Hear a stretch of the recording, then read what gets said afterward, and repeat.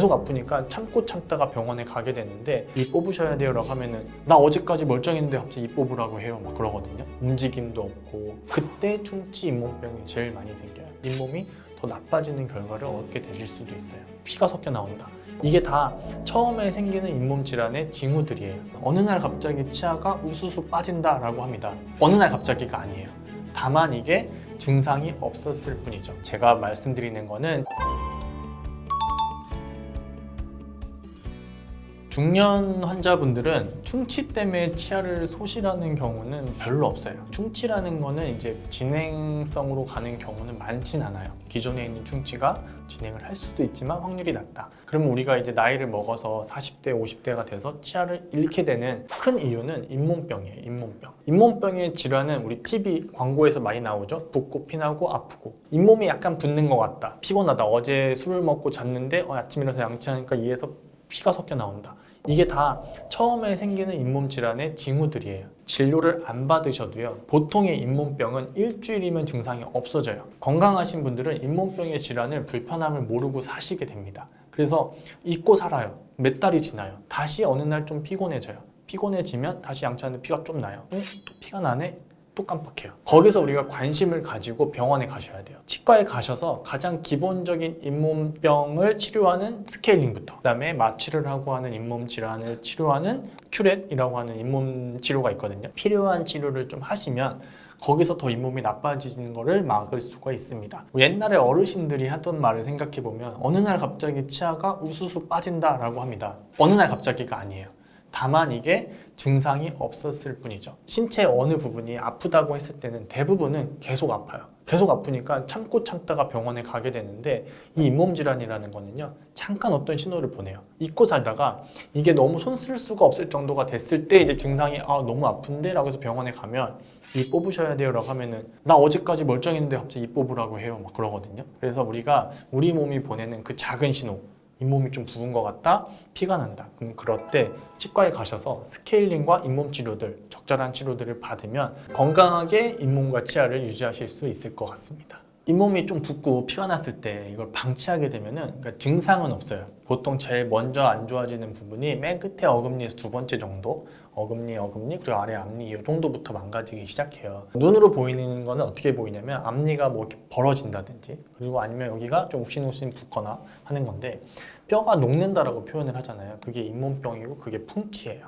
그래서 어느 날 갑자기 치아가 흔들리는 느낌이 나고, 그리고 치아가 벌어지는 거는 왜 그러냐면 치아라는 게 이렇게 있어요. 이게 치아라고 하면 뼈가 튼튼할 때는 어렸을 때 이렇게 잡고 있거든요. 뭐 주변에서 뭐 혀가 밀던 입술이 밀던 딱 버텨줘요. 근데 잇몸이 나빠진다라는 건 진짜 잇몸이 이렇게 내려가거든요. 그럼 조금만 밀어도 치아가 이렇게 되는 거죠. 대부분의 분들은 잇몸이 나빠지면 치아가 내려왔어요 라고 말씀하시는 분들도 있고요. 치아가 벌어졌어요 하는 분들도 있고, 치아가 삐뚤삐뚤해졌어요 하는 분들도 있어요. 그러니까 나타나는 현상은 환자분마다 다 다를 수는 있지만 이 모든 거는 결국은 잇몸이 치아를 잡아주는 게 약해졌다.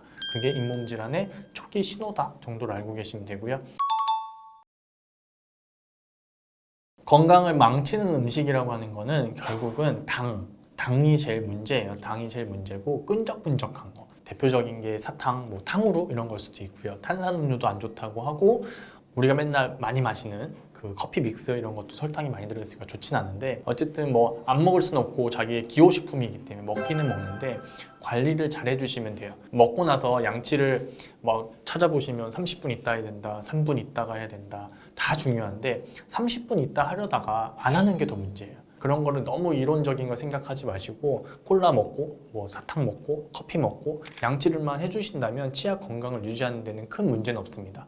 하지만 우리 성인분들이 충치 잇몸 할 거 없이 우리가 구강 위생 관리를 할 때 가장 문제가 되는 상황은 제가 봤을 때 술 먹고 양치 안 하고 자는 거예요. 당 성분도 많고요. 우리가 술을 먹으면 술만 먹진 않잖아요. 뭐 안주도 주워 먹고 집에 가서 옷 벗고 자는 것도 힘들 정도로 만취하는 경우는 특히 양치를 안 하고 자게 되죠. 이런 상황들이 가장 문제가 되고요. 최근에 어떤 남성 환자분이 저한테 했던 말이, 최근에 저한테 이제 인비절라인 투명 교정 치료를 받으시는 저희 환자의 보호자분이었는데 이제 교정을 최근에 시작하셨거든요. 그분이 저에게 이거 했더니 너무 좋대요. 이걸 하고 나니까 자기가 이 투명 교정을 빼기가 귀찮아서 뭘 잘 안 먹는데요. 술자리도 잘 안 가게 되고 이거를 술자리 가서도 어차피 껴야 되니까 안주도 적게 먹고 술도 적게 먹고 양치도 꼭 하게 되더라.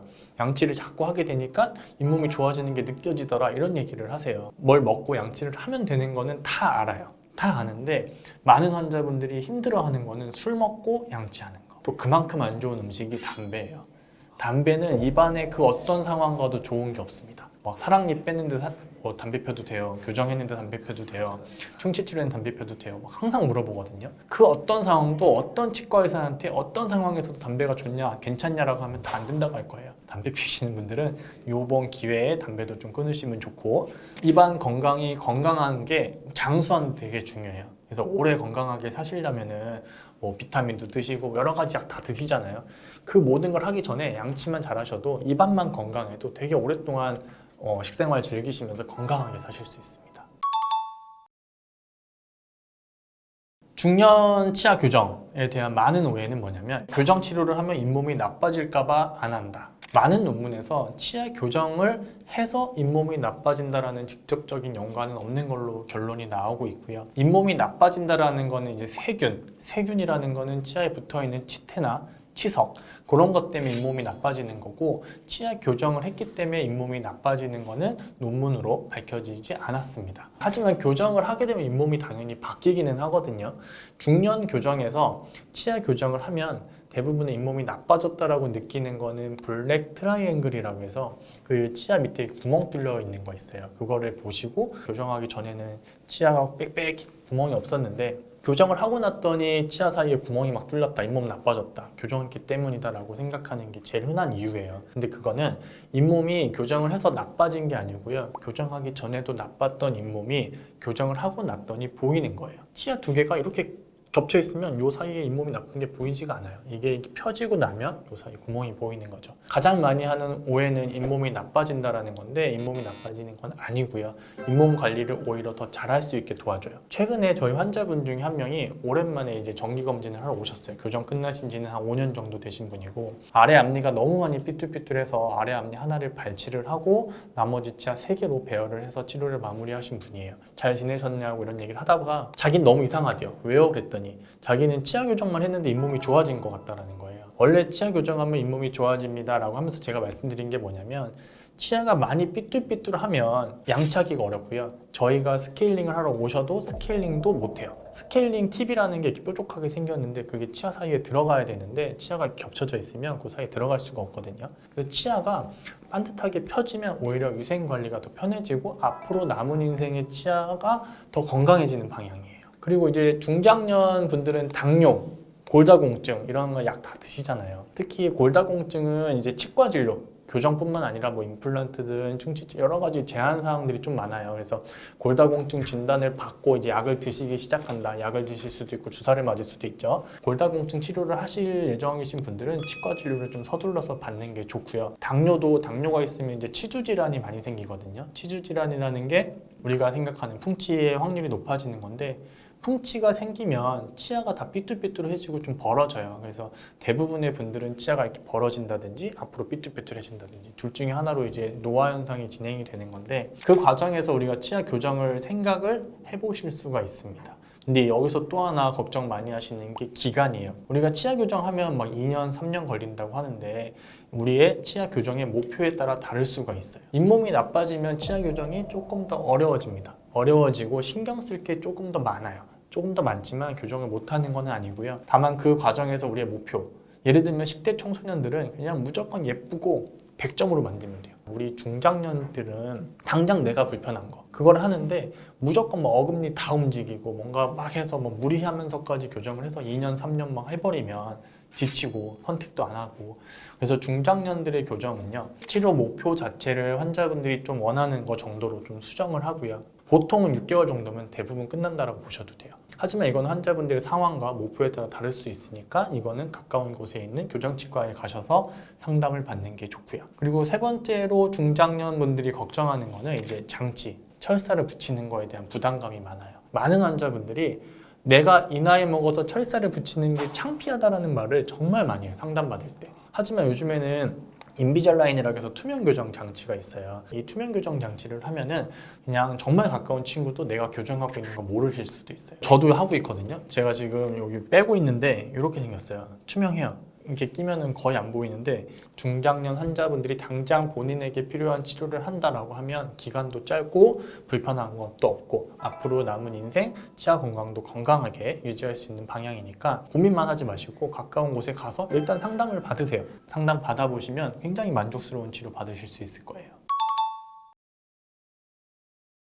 교정 환자분들이 조심해야 될 음식은 몇 가지가 있습니다. 첫 번째는 끈적끈적한 음식. 요거는 그냥 교정 안 하신 사람들도 사실 피해 주시는 게 제일 좋은데 교정을 하시는 분들은 끈적끈적한 게 먹으면 철사 붙이는데 다 달라붙어요. 그러면은 제거하기가 굉장히 어려워요. 그래서 투명 교정과 철사 교정을 구분해서 우리가 비교를 해드릴 때 제일 투명 교정의 장점이라고 하는 거는 이걸 빼고 양치할 수 있는 걸 저희가 말씀을 드리거든요.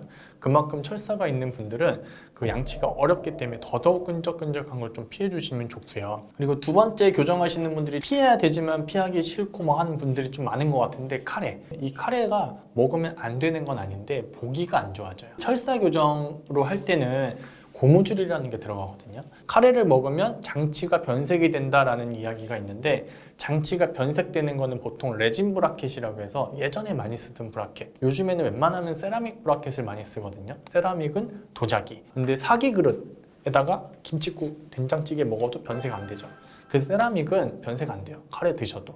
그래서 먹어도 되는데 교정 치료를 할 때 보통은 한 6개월 정도 지나서 이게 고무줄을 거는데 그 고무줄이 카레를 한 입만 먹어도 노랗게 변해요. 많은 분들이 이제 노랗게 변한 고무줄을 가지고 병원에 오셔서 나 카레 진짜 먹으면 한 번밖에 안 먹었는데 말씀하시거든요. 한 번만 먹어도 노랗게 변해서 보기가 안 좋아서 피하라는 거지 기능에는 문제 없습니다. 그리고 세 번째로 피해야 되는 건 질기고 딱딱한 음식이에요. 이것도 마찬가지로 교정을 안 하시는 분들도 좀 피하면 좋은 음식이기는 한데 교정 치료를 한다라는 거는 치아를 뼈에서 움직이는 거예요. 그러니까 치아랑 뼈가 붙어있지 않기 때문에 교정이 되는 건데 교정을 하면 그 치아를 잡아주는 치주인대라는 게 굉장히 넓어져요. 치아가 이동을 하고 있기 때문에. 근데 거기서 질기고 딱딱한 거를 계속 씹어주면은 일단 치아에 무리가 갈 수 있습니다. 치아에 무리가 간다라는 거는 치아 교정의 다양한 부작용 중에서 치아 뿌리가 짧아진다라든지 이런 부작용의 확률이 높아질 수 있어요. 두 번째 이유는 철사 교정을 하던 투명 교정을 하던 치아에 어떤 물체를 붙여요. 저희가 딱딱하고 질긴 거를 먹다 보면 그 붙여놓은 게 떨어져요. 떨어지면 병원에 또 가셔야 돼요. 귀찮으니까 딱딱하고 질긴 거는 좀 피해 주시는 게 좋습니다. 저는 이제 교정 치과를 고르는 꿀팁은 이제 많은 인터넷에서는 막 처음 생긴 치과는 피해야 된다 막 이렇게 하는데 그거는 아닌 것 같고 처음 생긴 치과는 실력만 있으면은요 오히려 더 열심히 봐주세요. 왜냐면 환자도 없고 이 환자 잘 끝내야 된다라고 생각하기 때문에 그 원장님이 그동안 치료를 했던 그 환자의 실제 케이스를 보는 게 제일 중요하다라고 생각을 해요. 이 치과가 광고가 정말 많고 어디 가도 저 치과 이름밖에 안 보이고 저 치과 뭔가 의사도 많고 직원도 많고 규모도 크고 좋은 치과 이게 아니고요. 교정은요. 그 원장님이 어떤 실력을 가지고 어떤 결과를 만들어내는지를 실제로 확인하고 가는 게 제일 좋은 것 같아요. 그래서 제가 말씀드리는 거는 치과 교정과 전문의 중요하지 않아요. 치과 교정과 전문의 중에서도 손이 안 되시는 분들 분명히 있어요. 근데 일반 치과 원장님들 중에서도 치아 교정을 정말 잘하시는 분들이 있어요. 근데 이거를 환자분들이 알 수가 없죠. 교정 치과를 선택하시는 굉장히 많은 분들은요. 우리 아기를 교정시켜 봤더니 잘한다. 그럼 나도 할래. 주변 지인들에게 실제로 어디서 진료를 받았는지 물어보고 잘 됐는지 물어보고 편안했는지 물어보고 선택하는 게 굉장히 좋고요. 지인이 없으면 병원에 찾아가세요. 저 치과가 괜찮아 보이네? 그럼 가보시고 원장님의 양력, 뭐 가격 뭐 다 중요한데 실제로 나랑 비슷한 환자를 끝낸 게 있는지를 물어보시고 그걸 눈으로 확인하시고 그 다음에 시작하시면 대부분 성공하실 수 있습니다. 그리고 이거를 보여주지 않는다. 그런 환자가 있는데 못 보여드려요. 없어요. 뭐 이렇게 하는 거면 이제 슬슬 조금씩 의심을 해보셔도 되는 거고 병원에 갔더니 대한치과교정학회 우수증례 뭐 이런 게 걸려 있어요. 그러면은 그 원장님은 이제 실력이 어느 정도 입증된 분이라고 보시면 돼요. 그리고 뭐 인비절라인 투명 교정도 요즘에 많이 하니까 투명 교정은 글로벌 갤러리라고 해서 또 이게 우수증례 모아놓는 데들이 있거든요. 객관적으로 공신력 있는 곳에서 잘한 케이스가 있으면 그 치과는 실력은 이제 의심을 안 해도 괜찮을 거라고 생각을 해요. 제가 생각하는 제일 중요한 거는 환자분과 비슷한 환자분의 치료 증례를 직접 눈으로 보여줄 수 있는 치과, 그거를 선택하시면 대부분은 성공하실 수 있을 거예요.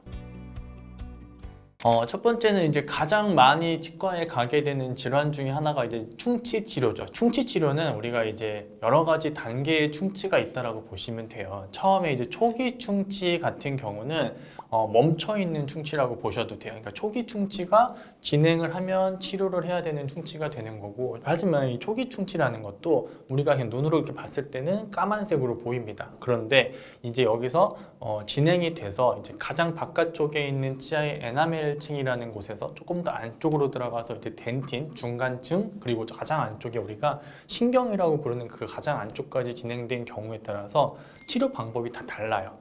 그런데 우리는 일반적으로 그냥 알고 있기로는 까만색은 충치 이렇게 알고 있으니까 치과에 가서도 까만색을 보여주면서 충치입니다 라고 하면은 치료를 해야 되는구나 라고 생각을 하는 거예요. 근데 여기서 까만색으로 보이는 것 중에 멈춰있는 충치가 있기 때문에 이 멈춰있는 충치를 치료하는 것 자체가 과잉진료일 수 있다고 저는 생각을 하고 있습니다. 그럼 이 멈춰있는 충치랑 진행이 앞으로 될 충치랑 이걸 어떻게 구분을 하느냐, 최근에는 진단 기술이 많이 발전을 하면서 이 충치 카메라 같은 게 많이 나와 있어요. 그 충치 카메라는 입안에 이제 구강 카메라라고 해서 조그맣게 펜같이 생긴 걸 입안에 집어넣고 충치를 찍어요. 그 충치가 멈춰 있으면 그냥 까만색으로 보이고요. 진행을 하고 있는 충치라면 빨간색으로 표시를 해줘요.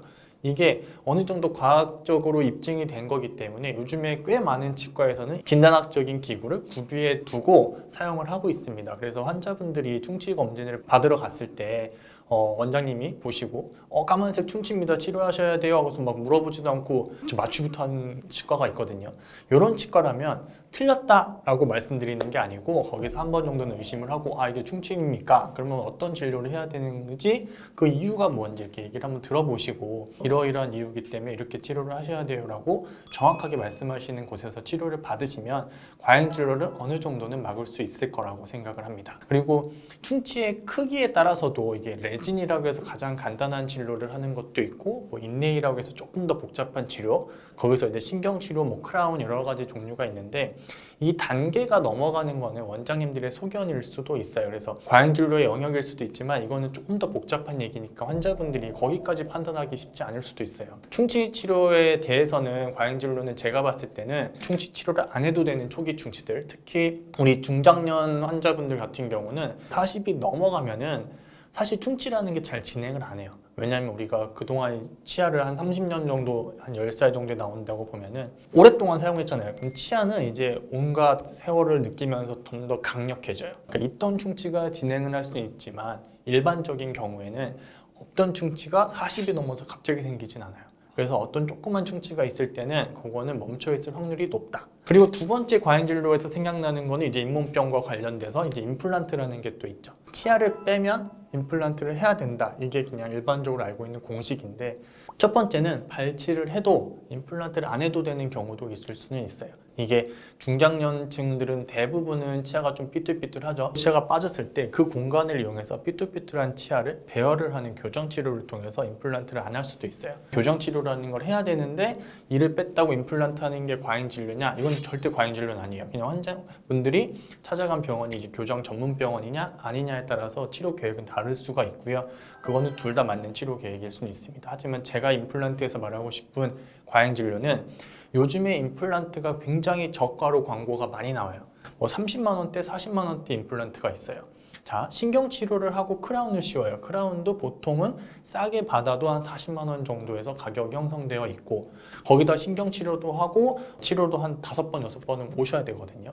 자, 그러면은 이게 신경치료를 해서 그 차를 살렸을 때 환자분들이 자기 차를 오랫동안 쓸 수 있으니까 당연히 임플란트보다 좋은 건데, 의사가 이제 과잉진료를 하겠다라고 마음을 먹었으면 2번, 3번이면 끝나는 임플란트, 그냥 왔을 때 그냥 편하게 뽑고 임플란트 시술하는 게 더 쉬울 수도 있는데, 그 어려운 보험진료, 신경치료를 열심히 해서 그 치아를 살려봤자 얻을 수 있는 돈이 거의 비슷하다면 이 원장 입장에서는 그냥 치아를 살릴 수 있지만 그냥 빼고 임플란트 하는 경우들이 종종 있어요. 이런 게 과잉 진료예요. 임플란트 같은 거를 결정을 하실 때 저 치과가 싸다더라라고 했을 때 무조건 가서 임플란트를 싸게 했다라고 좋아하시는 거는 좋지 않다라고 생각을 하고요. 자기 치아를 살릴 수 있다, 신경치료를 해서 살릴 수 있다, 그 과정이 조금 더 힘들고 복잡하더라도 내원도 더 많이 하더라도 살릴 수 있는 치아를 빼고 임플란트 하는 것, 이게 저는 과잉 진료라고 생각을 해요. 저는 이제 교정과 전문이니까 이제 교정 진료를 메인으로 하고 있거든요. 하다 보니까 주변에 이제 다른 치과들을 상담을 돌아다니시고 저희 병원에 오는 분들이 당연히 많아요. 근데 이제 치아 교정에서도 과잉 진료라고 생각되는 게 뭐냐면, 저는 이게 악궁 확장 장치라고 생각을 합니다. 악궁 확장 장치는 저도 많이 쓰고 있어요. 정확한 진단에서 필요한 경우에 쓰면 당연히 좋은 건데, 이 악궁 확장 장치를 뭔가 약간 교정에서 끼어 팔기식으로 하는 경우를 좀 많이 본 것 같습니다. 제가 이제 교정 경력이 한 15년이 됐는데, 그리고 새로운 지식도 계속 얻으려고 공부도 하는데, 이 악궁 확장이라는 거를 써야 되는 경우는 정해져 있거든요. 근데 어떤 환자분이 와서 저는 악궁 확장 장치를 써야 한다고 했다 라고 해서 제가 아무리 봐도 안 써도 되는 거예요. 쓸 이유가 없는 경우. 근데 저희 병원도 그렇고 그 병원도 그렇고 악궁 확장 장치가 추가 비용이 있어요. 교정에서의 과잉 진료라고 한다면 굳이 이렇게 필요 없는 장치들을 치료 계획에 끼워 넣기 식으로 해서 추가 비용을 받는 거, 그 정도로 생각을 하고 있습니다. 그리고 교정 치료에서 또 하나의 과잉 진료라고 하는 거는 제가 예전에 페이닥터 할 때 겪었던 일인데, 이게 초기 비용이 되게 저렴한 치과들이 있어요. 초기 비용, 교정 비용을 되게 저렴하게 해놓고 월 치료비를 좀 많이 받는 치료들. 이 월 치료비나 뭐 분납 같은 개념에서 1년이면 1년, 2년이면 2년 이렇게 정해놓고 하는 거는 토탈 비용이 정해져 있기 때문에 이거는 뭐 과잉 진료라고 할 수 없는데, 예를 들면은 이 환자한테 병원에서 받아야 될 돈이 뭐 300만 원이다라고 정해놨을 때, 이 300만 원을 받으려면 어떤 일정 기간 동안 진료를 해야 돼요. 뭐 1년이면 1년 그 월 치료비를 받아야 토탈 금액이 300만 원이 되는 환자분인데, 실제 치료가 6개월이면 끝나요. 치아 교정을 끝내드리면 나머지 6개월 월비를 못 받잖아요. 그러면은 그런 치과에서는 치료를 더 연장을 하라고 해요. 그래서 제가 페이닥터 시절에 그걸 경험을 해보고 이건 정말 너무 안 좋은 것 같아가지고, 그래서 환자분께 뭐 좀 더 뭐 손 봐드린다고 하면서 시간을 좀 끌면서 너무나 안 좋았던 기억이 있어요. 그래서 저희 병원은 지금은 그냥 전체 그냥 토탈 비용, 더 이상 뭐 아무것도 없습니다. 그렇게 정해놓고 하는 이유가 이런 괜한 과잉 진료를 막을 수가 있어요. 저는 이런 유형의 치과가 제일 위험하다고 생각을 해요. 원장이 아예 안 보고 처음에 그냥 엑스레이 사진 찍었는데 원장은 한번 쓰고 와서 뭐 몇 초 만에 없어지고, 심지어 그것도 안 하는 치과들도 있어요. 상담실장이 와가지고 치료 계획을 다 세우고 다 정한 다음에 그냥 가격 설명하고 바로 진료가 들어가고, 그때 원장님이 처음 보는 치과들이 실제로 존재합니다. 그런 치과들은 그냥 치료 계획이 정해져 있어요. 저는 이제 교정 전문이지만 저 일반 진료도 하긴 하는데, 다른 데서 일반 진료를 받다가 이제 교정 치료로 저희 병원에 오는 환자분들이 있거든요.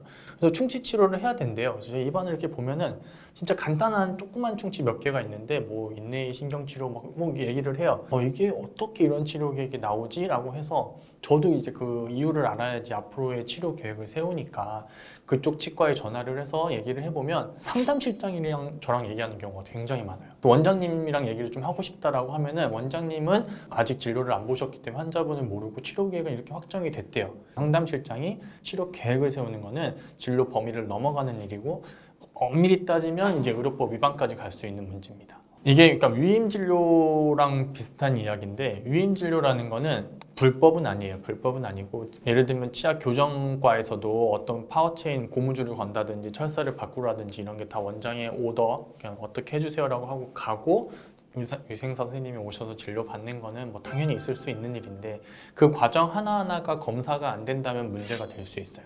항상 이제 치료가 진행이 되는 과정에서는 의사가 모든 과정에 관여를 하는 게 맞다라고 봐요. 교정 비용이 너무 저렴하다. 이 너무 저렴하다는 거에 사실 기준이 없어요. 약간 애매해요. 모든 거는 자본주의 시장에서 돌아가는 거기 때문에, 예를 들면 환자가 많다. 환자가 많은 거는 커피숍에 그 손님이 많은 거예요. 커피숍에 손님이 많다 그러면은 단가를 낮출 수가 있거든요. 예를 들면 메가커피가 있고 호텔 커피가 있고 중간에 뭐 스타벅스 커피가 있다라고 생각을 하면 이 세 개 다 대량으로 원두를 구매를 하죠. 근데 만약에 정말 조그만 동네에 있는 커피숍은 대량으로 원두를 구입을 못해요. 그러면은 당연히 원두를 대량으로 구입할 수 있는 곳이 단가를 더 낮게 책정을 할 수가 있기 때문에 더 저렴한 가격으로 음료를 제공할 수가 있죠. 모든 의료도 다 똑같아요. 그래서 환자가 많으면 저희가 철사 교정, 철길 깐다라고 했을 때 그 장치 붙이는 교정 장치도 아무래도 싸게 사올 수 있고요. 교정을 하는 병원에서 이제 환자분들을 대하는 태도의 문제라고 생각해도 될 것 같아요. 내가 진료를 정말 잘하지만 나의 양질의 진료를 더 많은 사람들에게 저렴한 가격으로 제공을 해서 많은 사람들이 의료 혜택을 봤으면 좋겠다라고 생각하면 가격이 내려갈 수도 있어요.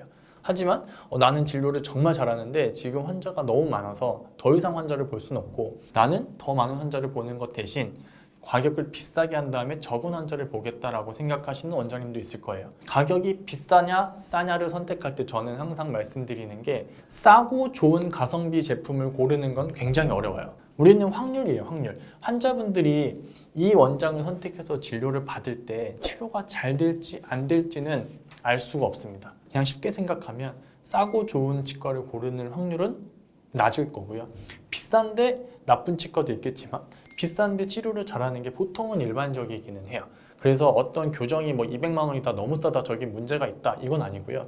200만 원, 300만 원의 교정 치료를 해주면서도 좋은 진료를 하는 것도 분명히 있고요. 뭐 1000만 원 받으면서도 진료의 질이 안 좋든지 원장님이 친절하지 않다든지 여러 가지 문제가 있는 병원들도 있어요. 그래서 환자분들이 가격을 제일 첫 번째 요소로 치과를 선택하는 건 좋진 않은 것 같고 진료의 결과를 보시면서 선택하시는 게 좋을 것 같습니다. 이 교정 치과를 선택할 때 이제 양력이라는 것도 좀 많이 참고를 하세요. 근데 양력이라는 게 저는 사실 그렇게 많이 중요하다고 생각은 안 합니다. 이게 치아 교정이라는 게 결국 손기술이에요, 손기술. 우리가 손기술이 좋은 사람과 아닌 사람이 있거든요. 저희가 학교 다닐 때도 손기술이 좋은 친구가 있고요. 쟤는 그냥 곰손이다 저희가 말하는데 이게 손이 안 좋은 친구들도 있어요. 근데 교정과 전문의가 되고 교정과 전문의가 아닌 사람들이 되는 게 결국은 학교 다닐 때 그냥 필기 시험 봤던 걸로 이게 과가 나눠주고 거기서 치료를 하는 거거든요. 교정과 전문의가 아닌 사람과 교정과 전문의인 사람을 두 개를 놓고 구분을 한다면 당연히 교정과 전문의 선생님이 더 치료를 잘할 확률이 높아요. 하지만 제가 이게 주변 친구들도 보고 원장님들 많이 만나고 하면은 교정과 전문의 아니고 그냥 일반 원장님이신데 교정 정말 잘하시는 분들 많아요.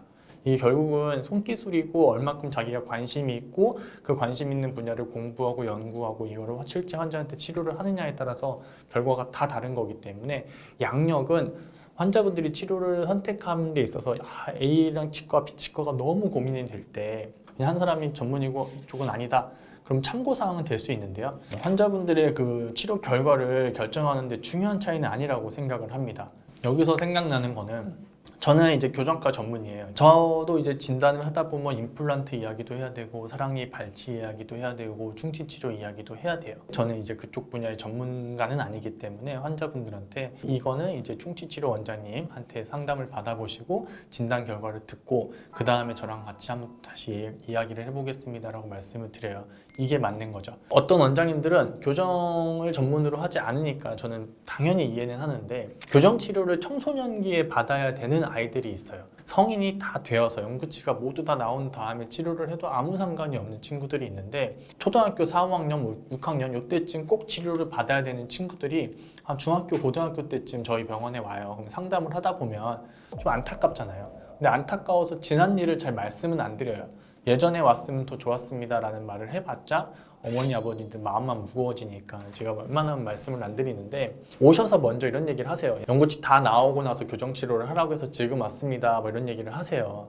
누가 그런 얘기 했어요? 라고 하면 치과 원장님이래요. 치과 원장님들도 당연히 연구치 다 나오면 교정치료를 하는 게 맞지 않냐 라고 생각하시는 분들이 아직도 조금은 있어요. 하지만 교정치료라는 게 미국 교정학회에서도 말을 하고 있는데 7살이 넘으면 그냥 치아 교정 정밀 진단을 한번 받아보라고 권고사항으로 이야기를 하고 있습니다. 그래서 그때 진단을 좀 받고 적절한 진료를 받으면 되는데 이 전문 분야가 아니라는 이유로 나중에 하세요 라고 말씀을 해주시면 환자분들은 또 그걸 믿고 그냥 기다리다가 아까운 시기를 놓치는 경우도 종종 있어요. 아직도 많은 환자분들은 치과의 전문 분야가 없다라고 생각을 많이 하시거든요. 치과도 잇몸 질환, 치아 교정, 그다음에 충치 치료, 그다음에 사랑니 발치 이렇게 전문 분야들이 나눠져 있어요. 그리고 하나 아셔야 될 거는 임플란트는 전문과가 없습니다. 제가 추천하는 구강 관리법은 간단해요. 양치를 잘하는 겁니다. 우리가 예전에 양치를 배울 때 초등학교 뭐 유치원 때 배울 때 333이라고 배웠던 기억이 날 거예요. 저는 이게 정말 잘못된 거라고 생각을 하는데 하루 3번 3분 동안 뭐 3분 이내에 이렇게 하라고 배우잖아요.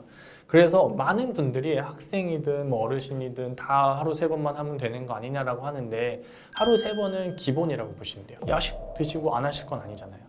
그래서 항상 양치들은 뭘 먹었을 때는 하는 거라고 생각하시는 게 좋고 거기서 기본적으로 하루 3번은 하는 게 좋다라고 하는데 하루 3번 양치 안 해도요. 자기 직전에만 완벽하게 하시면 충치랑 잇몸병 굉장히 많이 예방할 수가 있어요. 낮 시간에는 저도 이렇게 지금 말하고 있지만 말할 때 혀 움직이죠? 볼 움직이죠? 입술 움직이죠? 요 자체 자정작용이라는 게 있어요. 이렇게 닦여지는 거예요. 잘 때는 우리가 움직이지 않죠.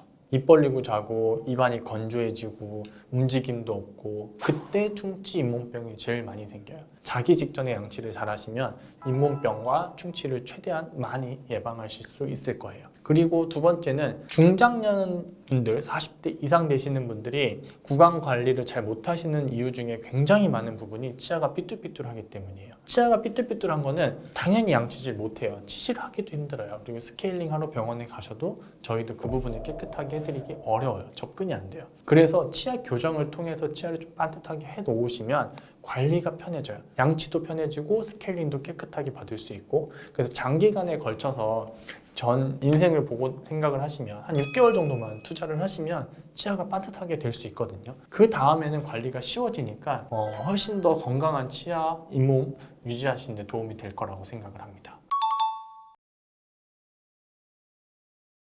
중학교 남자아이가 어머니가 좋은 가글을 사준 거예요. 그리고 광고를 보니까 그 광고에서 막 세균 99.9% 없어졌어요. 막 이런 광고 나오니까 아이가 그걸 맹신하고 양치질을 안 하고 가글만 했대요. 6개월 동안. 그러고 병원에 왔는데 충치가 다발성으로 엄청 많이 생긴 거예요. 저희는 6개월마다 사진을 찍으니까 6개월 전이랑 비교를 해봤더니 충치가 너무 많이 생겨가지고 어머니를 불렀죠. 어머니 어떻게 된 거예요? 했더니 어머니도 모르고 계세요. 아이가 그때서야 자기가 가글로만 양치를 했다, 칫솔질을 안 했다라고 말을 하더라고요. 이 가글이라는 거는 보조제예요. 칫솔질이 안 되고 치실이 안 되고 치간 칫솔이 안 되고 가글을 아무리 열심히 하셔도 효과가 없습니다. 충치 생기고 잇몸병 생겨요. 그래서 가글은 항상 보조제라고 생각하시는 것이 좋습니다. 칫솔질의 방법은 정말 다양하게 있습니다. 유튜브만 보셔도 막 100만 조회수 넘는 칫솔질 방법도 나오고요. 근데 칫솔질 방법이라는 거는 저는 간단하게 설명을 드리면 신경을 많이 쓰는 거라고 생각을 해요. 바스법부터 시작해서 이름도 되게 많고요. 어떤 칫솔을 써야 된다, 뭐 미세모가 좋다, 머리가 큰 게 좋다, 작은 게 좋다, 다 의미는 있고요. 중요한데 이것저것 써봐요. 그냥 관심이 있으니까. 근데 다 칫솔마다 장점이 있어요. 근데 어떤 칫솔을 쓴다고 칫솔질이 대충 하시는 분들이 갑자기 잘 된다? 이거는 아니거든요. 그래서 치아랑 잇몸의 구조를 봤을 때는 굉장히 복잡해요. 제일 문제가 생기기 쉬운 거는 충치는 주먹이 치아라고 했을 때 요 사이에 이런 틈들의 충치가 생기는 거고 잇몸병이라는 거는 치아랑 이게 잇몸이라고 하면 요 사이에 이제 음식물이 제거가 안 되면 잇몸병이 생기는 거거든요. 그 두 군데를 열심히만 청소를 해주면 오른쪽이든 왼쪽이든 어디를 시작점으로 생각을 하시고 거기서부터 내가 이쪽으로 가서 이쪽으로 돌아온 다음에 다시 아래쪽에 돌아가서 안쪽으로 돌아온다 이 생각을 하시면서 구석구석 닦아주시고요. 칫솔질만 많이 하세요. 열심히 하시고 그 다음에 뭐 아까 말씀드렸던 뭐 가글 같은 거 하시는 분들도 있는데 치실 많이 안 하시고요. 치간 칫솔 많이 사용 안 하세요. 이 두 개가 굉장히 중요해요. 치실이라는 거는 치아와 치아가 붙어있는 요 사이 틈을 넣어서 음식물을 빼는 거고요. 치간 칫솔이라고 하는 거는 예전에 우리가 많이 쓰던 이쑤시개 같이 치아와 치아 요 밑에 있는 잇몸에다가 쑤셔 넣는 거거든요. 요거 두 가지의 정확한 사용법을 아시고 같이 병행을 해주시면 충치라든지 잇몸병을 다 예방하실 수 있어요. 근데 치실을 많이 안 써보시면 되게 어려워요. 하기 전에는 막 되게 어렵고 넣다 보면 막 잇몸 찔려서 피나고 그러니까 귀찮아서 안 쓰게 되고 치간 칫솔과 치실이 똑같은 거라고 생각을 하시고 치실이 사용하기 좀 어려우니까 치간 칫솔을 자꾸 사용하시는 분들이 많거든요. 약국이나 마트나 가시면 사실 수 있는데 사이즈가 정말 다양해요. 정말 다양한데 많은 분들이 잘못 사용하고 있는 게 치간 칫솔을 이쑤시개 사용하듯이 틈이 없는 잇몸에다가 막 진짜 쑤셔 넣어요. 그럼 피가 나거든요. 어떤 분들은 피가 많이 나야 시원하다, 효과가 있다 라고 말씀하시는 분들도 계시거든요. 근데 그렇게 사용하시면 안 돼요. 치간 칫솔은 틈이 있는 곳에 저항감이 없게 들어가야 되는데 저항감을 느끼면서 시원하다고 쓰시는 거는 잇몸이 더 나빠지는 결과를 얻게 되실 수도 있어요. 전동 칫솔 좋아요. 도와주는 거니까 당연히 좋지만 안 써도 돼요. 저도 안 써요. 그리고 칫솔은 어느 한 지점을 시작점으로 해서 쭉 나는 모든 지점을 닦아준다라고 생각을 하시고, 치실과 치간 칫솔 사용법을 정확하게 익히시고 사용하시면 치아 건강과 잇몸 건강 둘 다 잡으실 수 있을 겁니다. 60대 넘어가시는 분들이 교정 치료를 이야기를 하면 본인이 저를 찾아왔으면서도 그분들이 저한테 진짜 많이 하시는 말이 내가 이 나이 먹고 왜 교정을 해? 라는 말을 진짜 많이 하세요. 요즘은 100세 시대라고 하잖아요. 100세 시대라는 거는 앞으로 살 날이 최소한 30년, 40년은 남으신 분들이에요. 근데 그 30년, 40년을 우리가 누워서 밥도 못 먹고 건강하지 않게 사는 거는 아무 의미가 없을 거예요. 난 그렇게 살고 싶지 않다라고 생각하시는 분들이 대부분일 거고, 그러면 우리가 건강하게 살기 위해서 조건이 뭐냐면 신체가 건강을 해야 돼요. 그래서 운동도 열심히 하라고 하고 뭐 스쿼트도 하라고 하고 여러 가지 것들이 있지만 그거에 대해서 가장 기본적인 조건은 잘 먹고 사는 거예요. 못 먹으면 건강할 수가 없어요. 근데 건강하게 잘 먹으려면 이가 튼튼해야 되는 거고, 이가 튼튼하게 하려면 아까 말씀드렸던 뭐 양치질, 잇몸 관리도 중요하지만 치열이 고른 게 굉장히 중요합니다. 치열이 골아야 잇몸 관리도 쉽고 더 오랫동안 유지를 하실 수가 있기 때문이에요. 남은 인생을 건강하고 맛있는 거 많이 먹으면서 즐기고 싶으신 분들은 치아 교정을 한번 가까운 교정치과 가서 상담 받아보시고 선택하시면 분명히 후회하지 않을 겁니다. 인생에서 6개월만 투자하세요. 6개월이면 웬만한 치료는 다 하실 수 있습니다. 중년 이후에 하는 교정의 후유증은 사실 특별한 건 없을지도 몰라요. 왜냐하면 교정을 했다고 잇몸이 나빠지는 것도 아니지만 잇몸이 나빠지는 것처럼 보일 수는 있다라고 생각하시면 돼요. 그래서 그 후유증이라고 할 수 있는 그 잇몸에 구멍 뚫리는 것도 최소화할 수 있고요.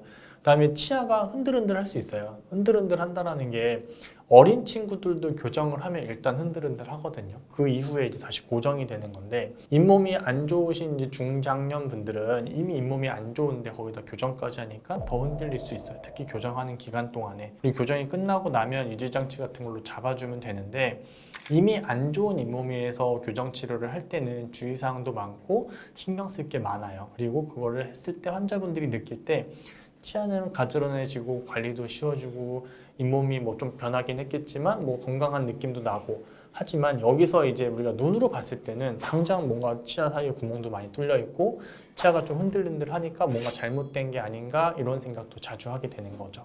최근에 저희 병원에 70대 여자 환자분이 내원을 하셨어요. 사는 곳이 저기 캘리포니아 쪽이셨고 한국에 오신 김에 교정 치료를 하고 싶다, 한 6개월 정도 한국에 있다라고 하셔서 한 4개월 만에 교정을 끝내드렸고요.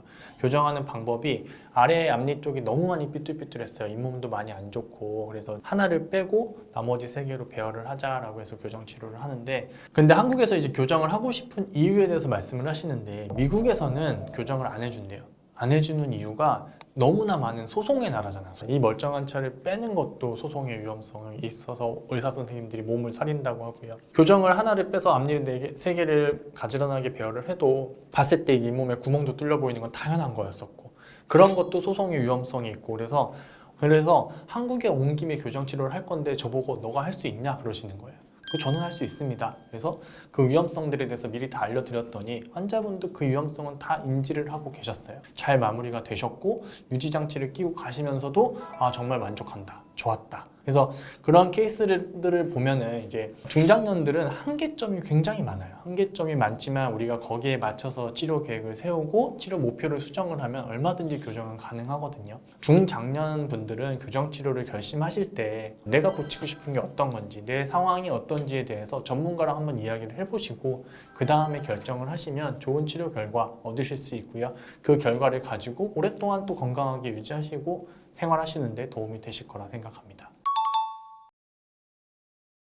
저희 환자분 중에서 질기고 딱딱한 것 때문에 자주 오시는 분이 몇 분 생각나는 분도 있어요. 교정 중에는 이제 제일 문제가 아몬드, 땅콩, 오징어 이거거든요. 교정이 끝나면 입 안쪽에 철사 유지 장치를 붙여요. 철사 유지 장치도 붙여놓은 거가 싫겠지만 떨어지는 게 더 싫거든요. 떨어지면 또 병원에 오셔야 되니까. 그분은 잊을만 하면 오셨어요. 원장님 죄송해요, 막 또 떨어졌어요, 웃으면서 오시는데 어제 뭐 드셨어요? 그러면 땅콩 먹었대요, 아몬드 먹었대요. 이 유지장치가 계속 떨어지면은 그냥 결국 치아가 조금씩은 틀어지거든요. 그래서 그분도 끝난 지가 거의 5, 6년 되신 분인데 최근에 재교정을 다시 시작했어요. 이건 교정이 잘못됐다라기보다는 그냥 우리 사람의 치아는 교정을 안 하신 분들도 틀어지기 때문에 유지 관리가 중요한데, 이 유지 관리를 하는 기간에도 딱딱한 거는 안 먹으시면 좋은데, 환자분들이 습관을 좀 바꾸기는 해야 돼요. 교정하시는 분들이나 나이 드신 안 하신 분들도 딱딱한 견과류나 오징어 같은 거 드실 때는 좀 작게 잘라서 오징어를 드시든지 어금니 쪽으로 먹는 연습을 좀 하시는 게, 앞니로 땅콩을 먹거나 오징어를 먹는 거는 원래 좋지 않아요. 그래서 교정하는 도중에도 피해 주시는 게 좋지만 교정 후 또는 교정을 안 하신 분들도 피하면 좋은 음식입니다.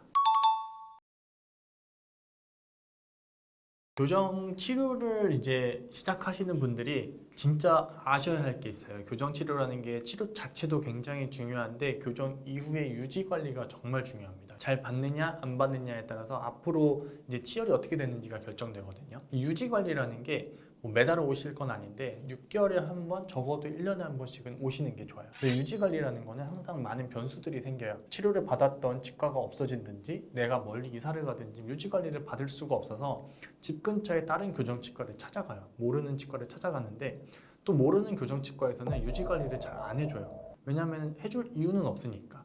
그래서 유지 관리를 받기가 굉장히 어렵거든요. 근데 저희 연세바로치과 네트워크는 지금 서울 경기권에 10개 지점이 있는데 저희가 협약식을 거쳐서 모든 지점에 각기 다른 지점에서 치료를 받았어도 우리가 평생 유지 관리를 공동으로 해준다라고 하고 있습니다. 제가 있는 인천에서 치료를 받으신 분이 뭐 구리에 가셔도 되고, 그래서 연세바로치과에서 진료를 받으시는 분들은 유지 관리 아무 걱정 안 하셔도 됩니다. 내가 멀리 이사를 가도 그 지역에 웬만하면 연세바로치과가 또 있어요. 항상 교정 치료를 선택하고자 할 때 그 치과에서 유지 관리도 잘 받을 수 있는지 한번 고민해 보시고 선택하시면 좋을 것 같습니다.